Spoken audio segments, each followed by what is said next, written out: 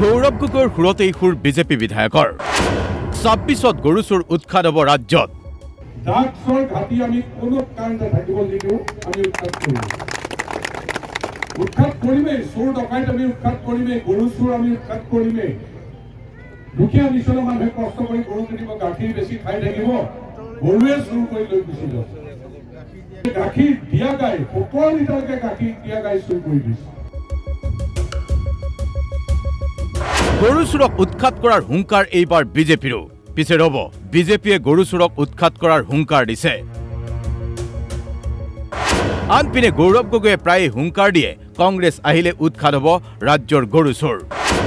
বিজেপিৰ বিধায়কেও হুংকাৰ দিছে গৰু চুৰ উৎখাত কৰাৰ। ভোটৰ তালিকা ভিতৰত ভুৱা ভোটৰ নাম সোমাই দিছে। আজি অসমৰ ভিতৰত এটা কথা যথেষ্ট প্ৰাসংগিক হৈ পৰিছে, সেয়া হ'ল যে বিজেপি দলৰ ভিতৰত কিছু গৰু চোৰ সোমাই আছে।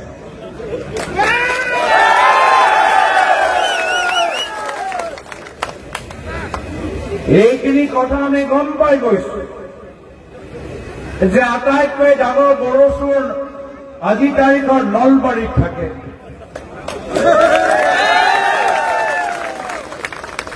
কিন্তু ৰাহুল গান্ধী ডাঙৰীয়া নিজৰ সংবাদ মেল যোগেদি প্ৰমাণ কৰি দিলে যে বিজেপি দলৰ ভিতৰত মাত্ৰ গৰু চোৰ নাই, এতিয়া ভোট চোৰ ওলাইছে।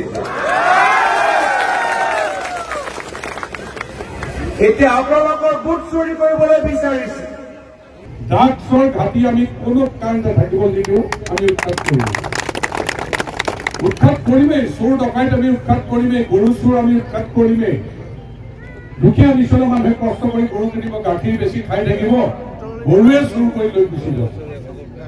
গাখীৰ দিয়া গাই ১৭ লিটাৰকে গাখীৰ দিয়া গাই চুৰ কৰি দিছে।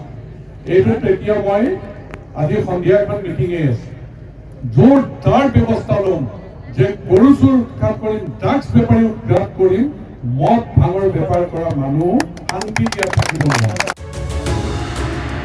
এতিয়া প্ৰশ্নটো হ'ল গৰু চুৰ কোন?